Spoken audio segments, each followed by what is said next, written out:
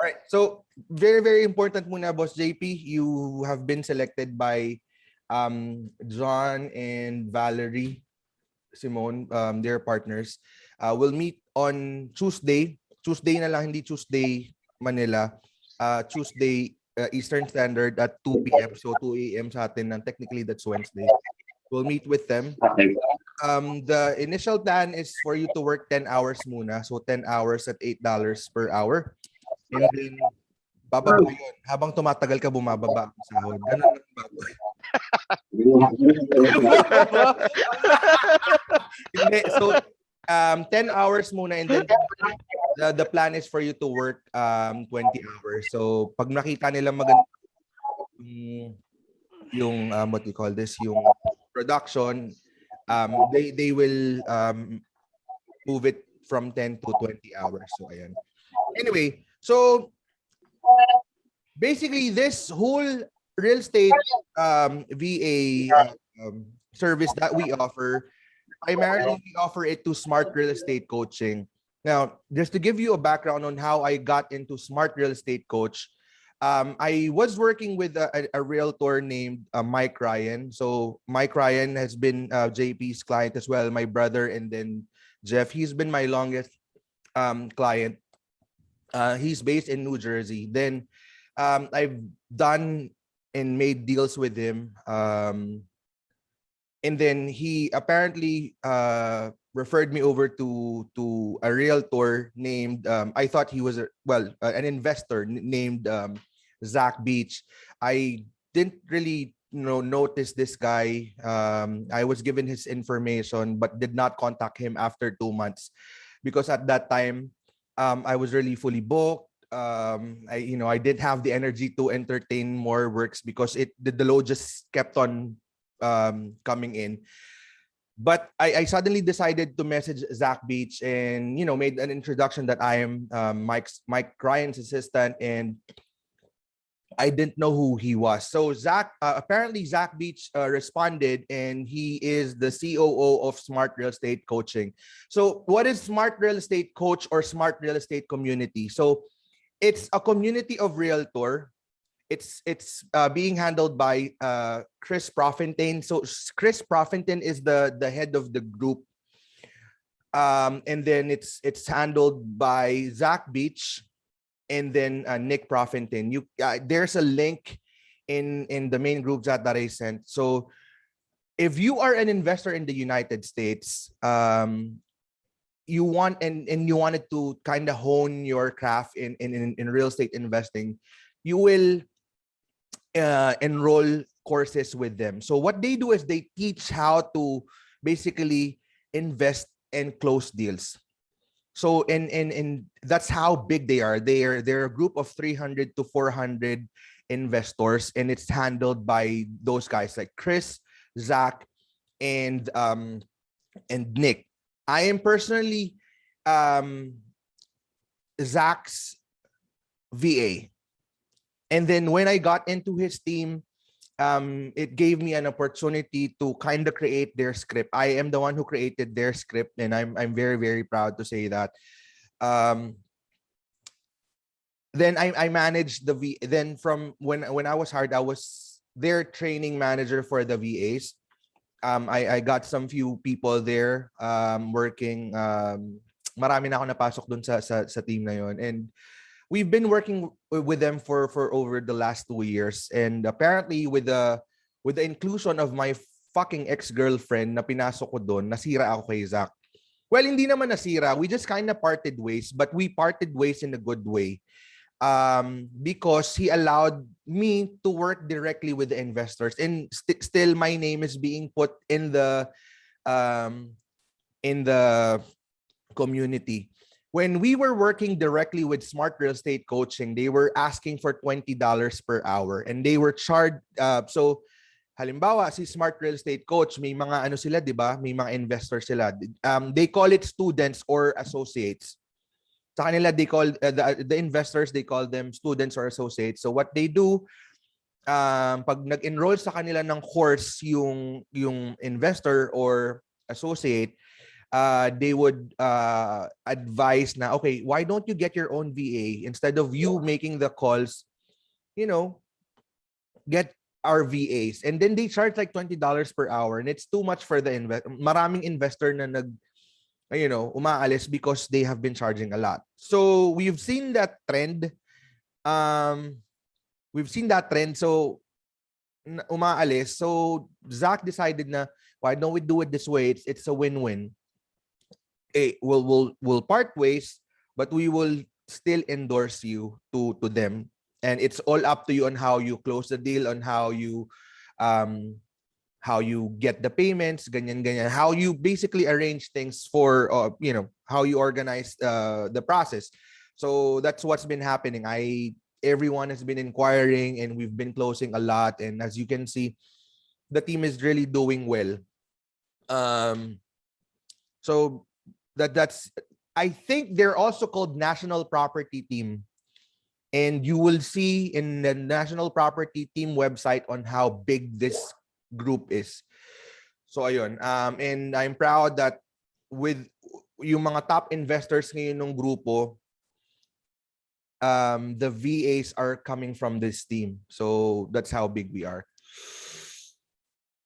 So far, so good. That's basically just how we started. Okay, now this group, they are investors. So what they do is they buy properties, and then they do not buy it the traditional way. There are some realtors who looks for distressed people, like people who has problems with the property, like foreclosed properties that are about to be foreclosed, properties that needs a lot of repairs, properties that has people that has problems with with their life, basically. We are not that typical investors. We call them typical investor kasi nag-i-invest sila sa mga nilolowball nila yung bahay. But this is not the investors that we will be working with. The investors that we will be working with are those who will be creating what we call the creative financing. Guys, that's the term. Creative financing ang ginagawa natin. So it's not a traditional sale. So creative financing happens when a loan is put together on a different or an unusual or kind of like an innovative way. That will help that will help the buyer build credit, and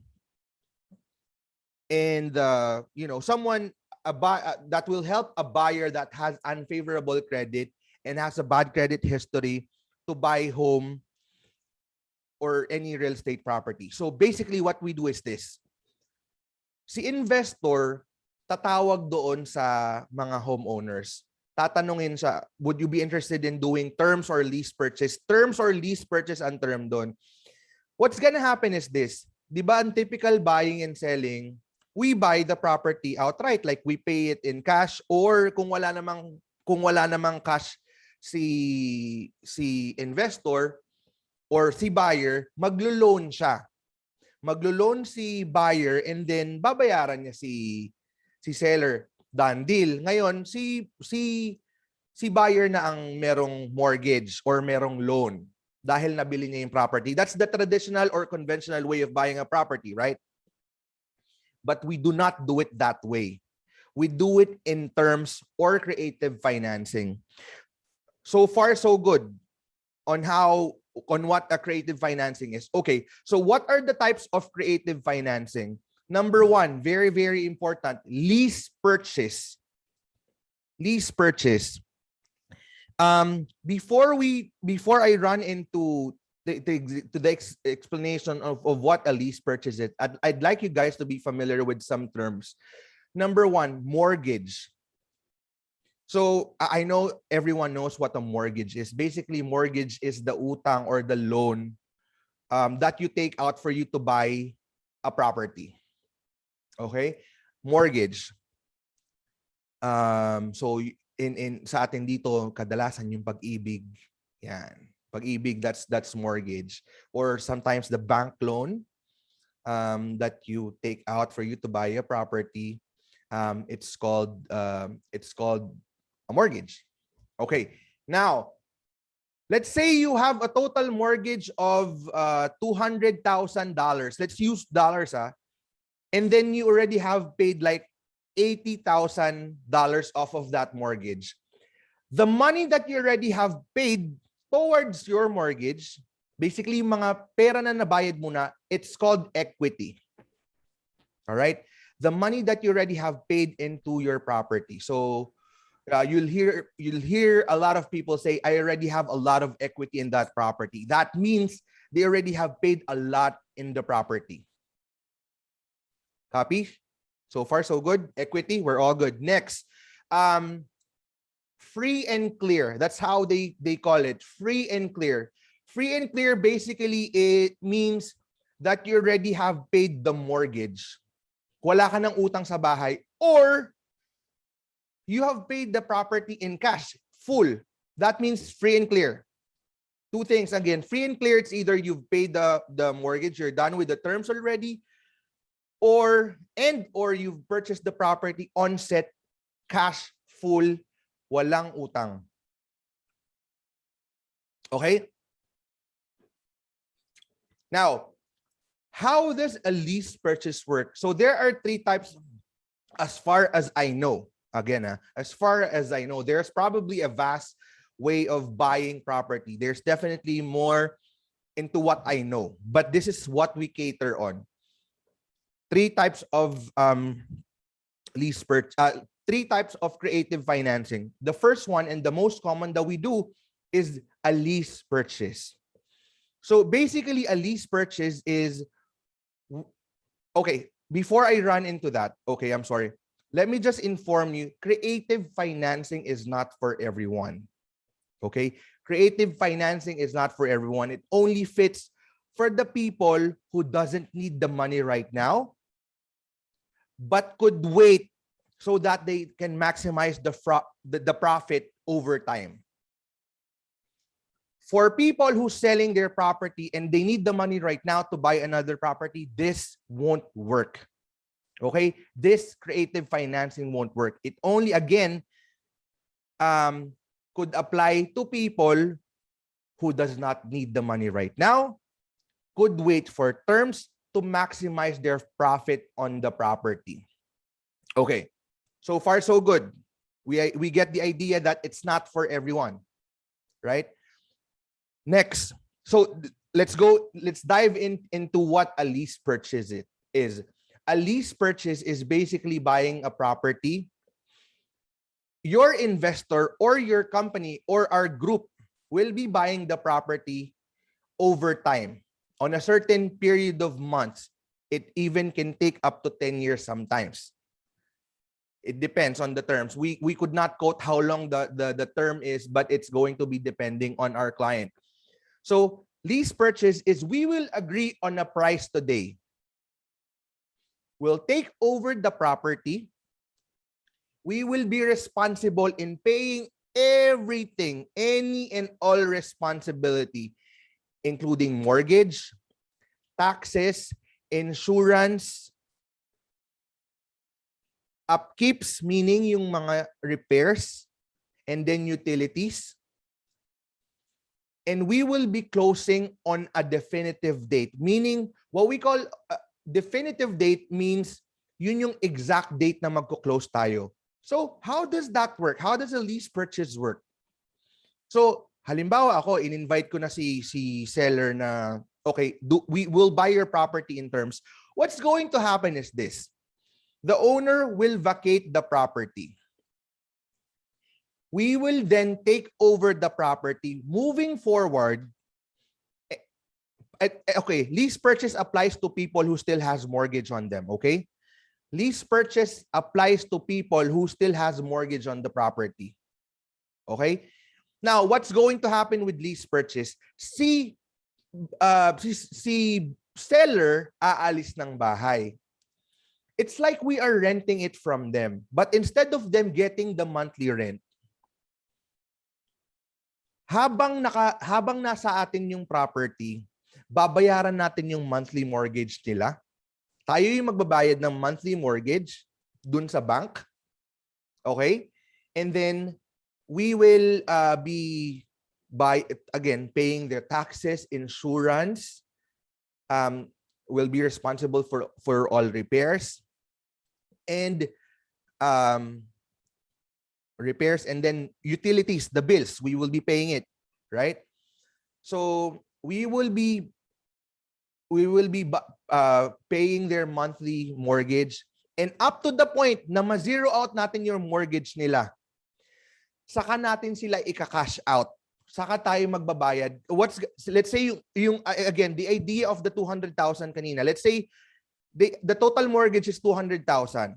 They already have paid 80,000. Guys, what's the 80,000 again? What's it called? Equity, boss. Equity. Now, so may 120,000 pang payables, right?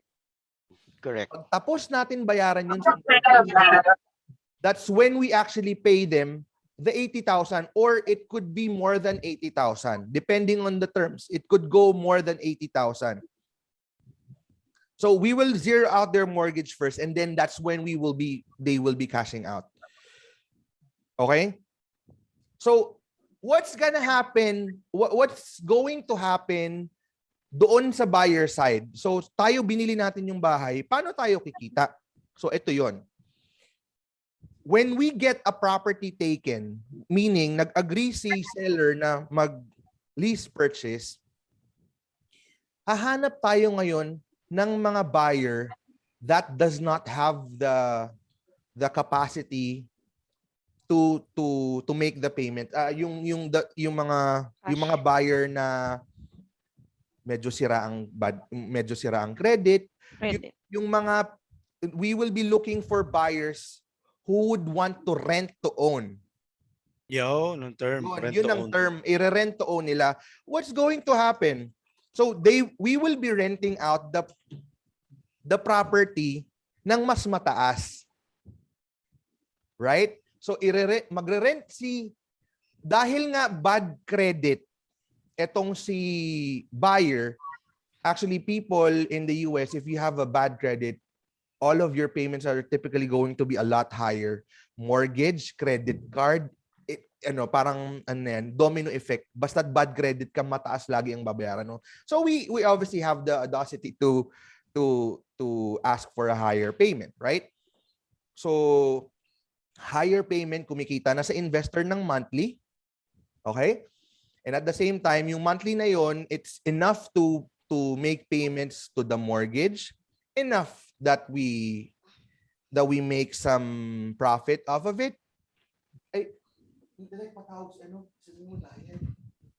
Wala naman. Wait lang, inom lang ako. Basically, enough to cover everything.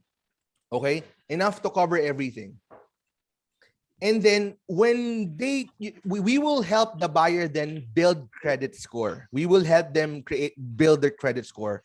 Now, once we know that they are already qualified to get a loan, then we will file for a loan. And then once the buyer has the money, then they will be buying it from us. And then we will then pay the seller. And that's how everyone cashed out. That's how everyone cashes out. So far, so good. Yes po. If you've opened the script in the GC that I sent a while ago, the question there is, just so we could maximize the offer and potentially go a little over your full asking price, would you consider doing terms or lease purchase? That's the basic question. That's how you ask it. Guys, please take a look at that script that I have sent. That's how we formulate the question. And so if they ask what are the terms, or what is a lease purchase, andyan yung explanation. It's like a delayed cash sale. So technically, it's a delayed cash sale nga naman talaga. Delayed cash sale. We will agree on a price a day, take over the property. We will be making monthly payment towards your mortgage, including taxes and insurance. Be responsible for all utilities and keeps. Basically, any and all responsibility and we will close out on a said definitive date. Yun ang pinaka-importante sa script na to. Yung mapaliwanag ninyo kung ano ang lease purchase. Trust me on this. Do not get things complicated. The moment you explain that very well, and the moment you say it verbatim, they understand what you're meaning. Mas marami sa kanila na alam yung lease purchase, alam yung terms. Okay? It's like rent to own. So why, if they will ask, why would I take lease? Why will I engage in lease purchase? Kasi nga naman, kung ikaw nasa seller side, bakit ko naman din gagawin yan? Gusto ko na nga mag-cash out ngayon. Well, a lot of times, they think that they can sell the property on the price that they think. On the price that they are asking, no. It's not always a perfect sale. Most of the time, they would take less but will get cash. But again, they take less. But if you have the patience to wait over time, and again, you can wait, if you can afford to para maximize your profit, you'd be engaged into this. That's why the question there, just so we could maximize the offer and potentially go a little over your full asking price. Yes, potentially it could go a little over your full asking price because of the period over time. Because you've waited and, interest accrues, right? So that's how purchase works. So far, so good, guys. And regarding the deed, may title ang bahay, right? If you engage into a lease purchase, the deed is going to be transferred to us pag natapos na natin yung bayad. Pag bayad na natin in full yung bahay, pag nabayaran na natin sa seller. So there are definitely instances that the offer falls through. May mga ganito. We do not disclose this over to our sellers, right?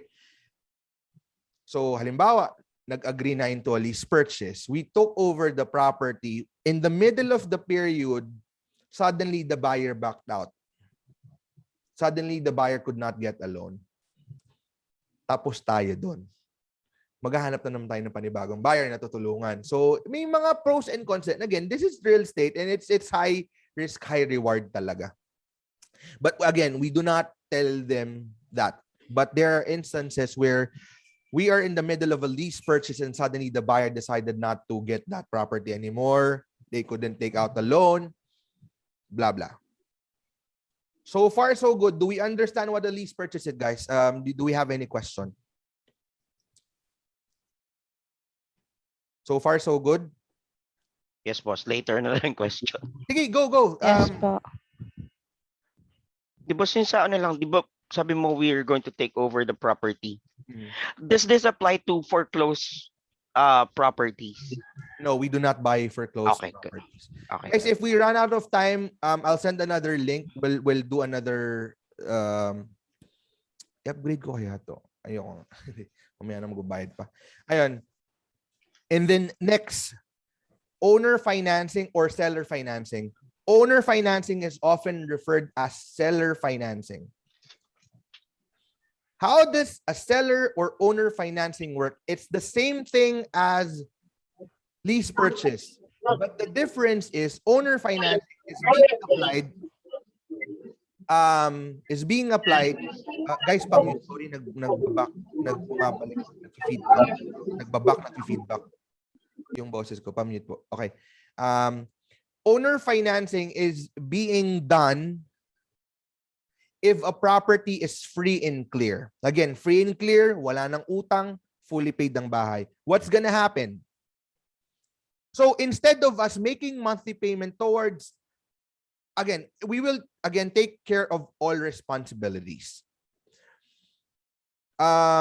Instead of we are going to be making monthly payment to the bank, we will be making monthly payment towards the seller, to the owner ng property. Right? And then there's going to be a balloon date. We call it balloon date of when we will be paying the lump sum. So monthly. Yung lump sum, yun yung bugkos nung bayad, yung karamihan ng bayad. And the way we explain it, Ayan lang. As simple as this. We will make monthly payment to you and we will have a balloon date of when we will pay the lump sum of the payment. That's as simple as that. Do you copy owner financing or seller financing? Again, this only applies to people who already have fully paid their property. So far, so good? Okay. Now, regarding the deed, if it's an owner financing, syempre, hindi tayo magbabayad naman. And this is for our protection.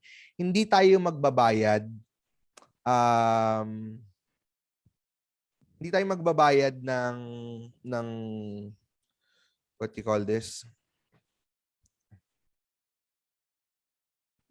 Ng property na hindi natin nasi-secure. So owner financing, since we're paying the monthly to them, we will have to get the deed before the owner financing starts. So ang seller ang lease purchase, the deed gets to be transferred to us after we make the payment. For owner financing, we get the payment the payment the deed before we even make the first payment. Okay? So far so good. Typical question, do I get at the down payment? Kasi minsan yung iba sasabihin nila, okay, let's I'd like to have a substantial amount of down payment before we start with the terms. Typically, we do not give out down payment for our security, but there are some instances where we can. Typically, we do not, but typically we do not do down payment, but I'll have my manager or I'll have my business partner talk to you about it and see if there's a way for us to kind of get you a down payment. Sorry, boss.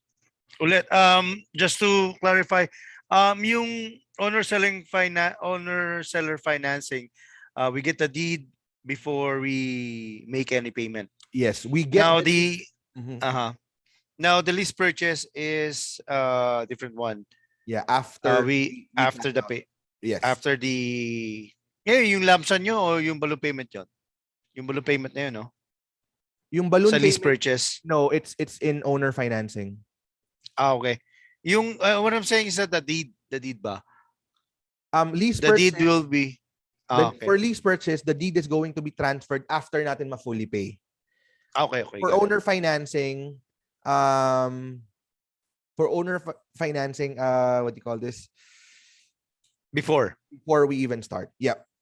copy. Okay. There's a third one. It's called subject to. Bibihira tong gawin. So subject to is basically the same as the reason why there's a subject to sa group. For some states, lease purchase is illegal. Like Texas. Yeah. Texas does not allow lease purchase. Subject to is the same as lease purchase. But the difference is the deed is going to be transferred before it even starts. Gets subject to is like a lease purchase. But instead of the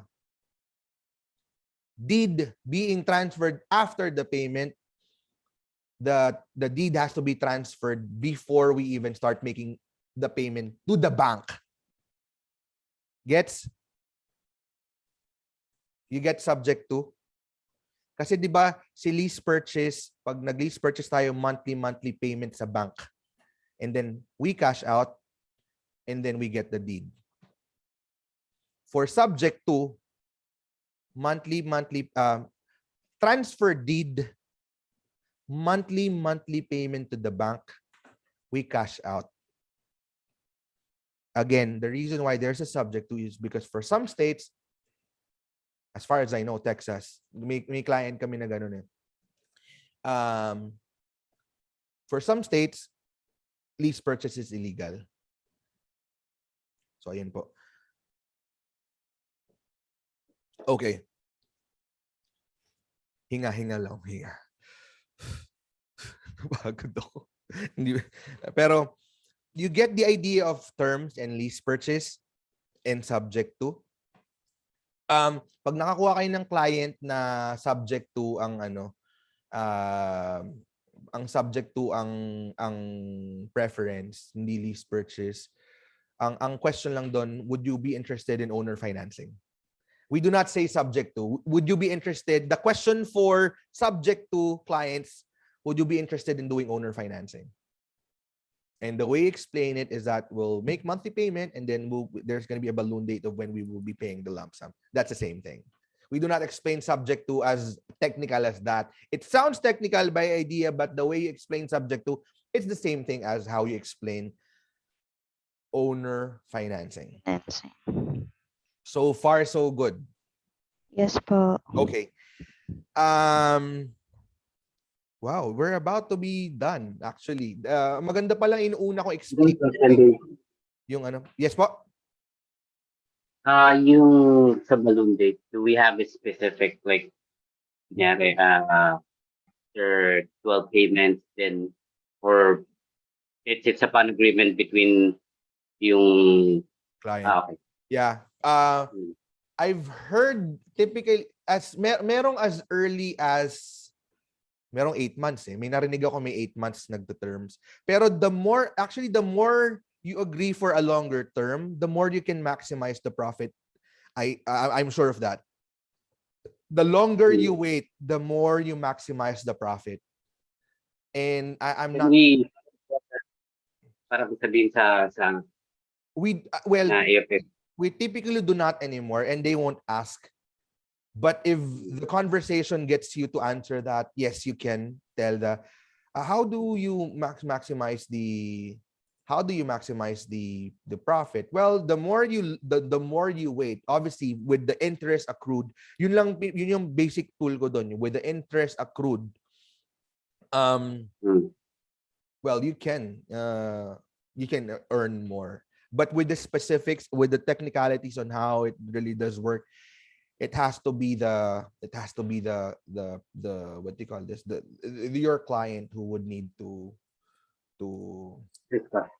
explain.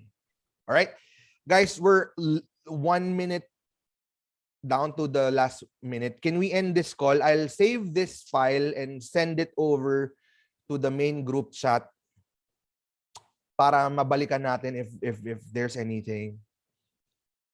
Pwede ba i-blip yung fucking ex-girlfriend? How do you do that? Kasi dun yun medyo nabanggit ko kanina, fucking ex-girlfriend. I mean, it's not a verb. It's an adjective when I meant fucking. Sorry.